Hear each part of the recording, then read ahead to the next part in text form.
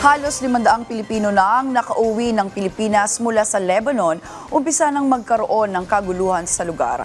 Ayon kay Department of Migrant Workers Secretary Hans Leo Kakdak, kasama ring nakauwi ang 488 Filipinos ang kanilang mga dependent.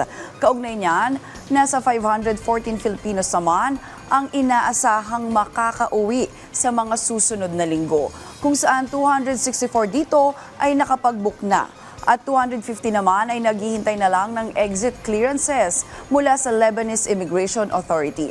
Sa ngayon ay patuloy nang nakikipag-ugnayan ang DMW at Overseas Workers Welfare Administration sa mga Filipino at employers nila sa Lebanon. Tiniyak ni Kakdak na handa sila sa anumang hakbang sakaling tumaas sa Alert Level 4 ang sigalot o kung ipag-utos ang mandatory repatriation sa lugar. Samantala, alinsunod sa utos si Pangulong Ferdinand R. Marcos Jr., makakatanggap ang mga uuwing OFW ng financial assistance na nagkakahalaga ng 150,000 pesos, kabilang na ang psychosocial services mula sa DMW at OWA.